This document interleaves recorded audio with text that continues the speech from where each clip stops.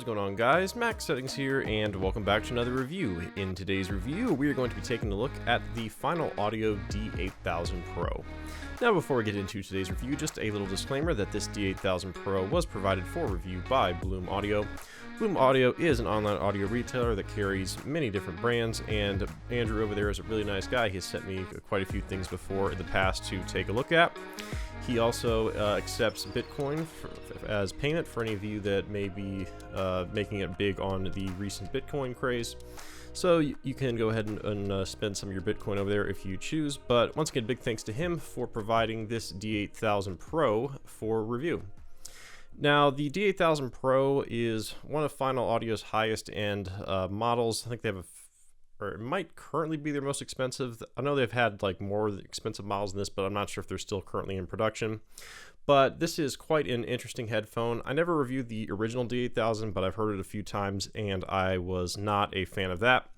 But the Pro Edition I heard at CanJam in 2020, and I was very impressed with it, so I finally have it here to take a look at. And today we will see if my strong opinion of it still holds true. But without further ado, let's go ahead and get specs out of the way. So the D8000 Pro is coming in at $3,800. It is using a 62 ohm planar magnetic driver. Now note this is a circular planar magnetic driver that Final calls the AFDS planar magnetic driver. It has a sensitivity of 98 dB a milliwatt, and it weighs 523 grams. So moving on into the build of the D8000 Pro. So this headphone feels very tanky. It's fairly heavy, 523 grams, so it weighs around like what an LCD2 weighs, give or take a little bit. You have these like, they're a plastic cup, but it feels, or maybe it's metal, I don't know. It's either a really dense plastic or a really nice or really plasticky feeling metal. And it feels honestly a lot like a handgun. This feels like something that like either like the frame of a handgun would be made of. And then you have a kind of like a metal ring here, and then you can see that there is a hole right here, kind of like a vent, and that is the diaphragm right there. And you actually can watch the diaphragm move while it plays, which is really cool. I've never seen that on a planar where it gave you a very open view of the diaphragm moving, so that's kind of fun to watch. And then you get the sliders right here, which are the metal arms. One critique of this, I don't think this friction slide is tight enough. It seems to slip a lot over like wear time, at least on my head, so your mileage may vary on that. It also could just be that this pair is a loaner pair and maybe it's a little bit more worn in, so hard to say exactly. Top headband is leather covered with a little bit of padding on the top. And then pads are a cloth pad all around. The sides are just like, almost feel like a sweatpant, kind of like cloth stretchy material. And then the fascia of the pads is like a perforated micro suede that's very, very soft. And on the bottom, 3.5 millimeter connectors, but however, do note that they are locking. They have like a special keyed locking 3.5, which is a little bit weird, but that is about it for the build of the D8000 Pro. Very, very tanky feeling build. Now, as for comfort, I find them fairly comfortable. After about an hour or two, I do get a little bit of hot spots on the bottom end, like the underneath the lower side of my ear. But I don't think that's going to be really too much of an issue for most people if you can tolerate weight, because they are a heavier headphone, of course, but they're not egregiously heavy or anything. They don't clamp too much. The headband padding actually worked surprisingly well. It didn't give me any issues. Pads are deep enough, not like tremendously deep, but they work for the purpose. Now, one thing that I did want to critique, I guess in terms of the comfort and I guess somewhat the build, if you notice, the headband has like this much rotation where the cup stays still.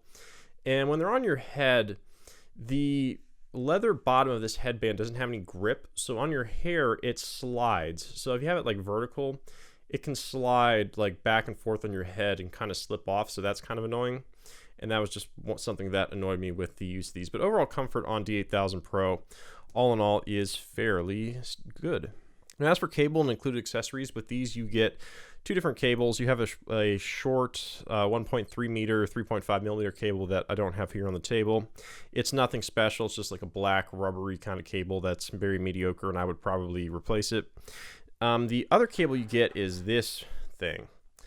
Now this is a big 10-foot cable. It's a 2-strand, like silver-coated copper braid, and it's heavy. This is the heaviest included cable that I have encountered since the Focal Utopia's included cable. 10-foot, very, very heavy. It's kind of stiff, big 1/4-inch jack, and then you can see the locking 3.5 millimeter connectors here. Surprisingly, it didn't bother me that much, but it does weigh down the headphones a little bit. But despite how stiff it is, it didn't really bother me that much, and I actually think it's a fairly usable cable if you can live with the weight. And then you also get this really nice kind of hard shell carrying case that the headphones just slip into, and it's fitted for them. So that's a nice little carrying case here with the D8000 Pro, and that is about it for the included accessories. Alright, so now let's move into the sound of the D8000 Pro. So starting off with frequency response, the D8000 Pro doesn't quite get to 20 Hertz completely flat. There's about 2 or 3 dB of roll off by the time you hit about 20 Hertz. After that, the rest of your lower mids are more or less flat, but there is a little bit of a weird dip at around 500 Hertz of maybe 2 dB or so that was kind of noticeable. After that, your 1.5K is about 2 or 3 dB forward, and then your 2 to 3.5, 4K region is a little bit recessed. I would say maybe 5 dB or so. Kind of Odyssey-like, but a little bit less severe there. Now, your 4K to like 7K region, more or less in line. There's a little bit of a 6K peak that's kind of annoying, and then there's also another one at around 7-ish K that's not as annoying, but you definitely can notice it. And then your above 10K air, there's a good amount there. Can get a little bit spicy sometimes, but I didn't find it overly annoying. So the treble's a little bit uneven, but it definitely has a decent bit of treble. It's not like egregiously dark or anything in those regards. And that's about it for the frequency response on the D8000 Pro. Okay, so now as for other areas of the sound, let's start off with detail. So these are $3,800 currently. So that puts them $200 less than the Odyssey LCD4 and the Focal Utopia. Also puts them slightly above the HiFiMan HE1000 SE, so that's kind of where they're sitting.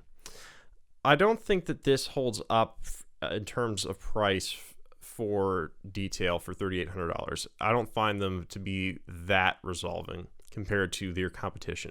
Now, that's not to say that they are not a very resolving headphone, because they are. The D8000 Pro is a fairly resolving headphone all around. Now, in terms of, let's go timbre, it's somewhat plasticky, as most planars are. It's not terribly bad. It's not like really bad plasticky planar timbre, but it is somewhat plasticky. Now, in terms of dynamics, overall, macro dynamics are not the best. The D8000 Pro is actually very laid back in that regard. For those of you that have used one of the, I would say, the egg-shaped HiFimans like the HE1000 or the Aria, it's very similar to that, in my opinion. It's a little bit more compressed and kind of soft, but not like horrendously so, like a Dan Clark Audio headphone, for example. But it's fairly like relaxing. It's kind of nice in some ways, but it's somewhat compressed overall in the macro dynamics. Now, micro dynamics actually are pretty good. I find it actually very resolving of little micro details, and I think it does micro dynamics fairly well. Now, in terms of staging, I would say it's slightly above average, but nothing incredible. Imaging, I find pretty good. I would say slightly above average imaging. It seems to image very well with decent layering all around. And I believe that is about it in terms of sound on the D8000 Pro. So now as for some comparisons here and my final thoughts. Okay, so there are quite a few comparisons that we have to make here because there are some big boy flagships that we are competing with. So let's start with the LCD4, which is probably my favorite of the big flagships and one of my favorite headphones. The D8000 Pro is not as technically capable as the LCD4. It's not as detailed, it doesn't have as good of dynamics or overall staging, layering, imaging, etc., etc. It's not as good as the LCD4 in those regards. However, what it does better is it's more laid back if that's something that you value. The LCD4 is a very, very intense headphone. The LCD4 is also way heavier, so some people are going to have comfort issues with it.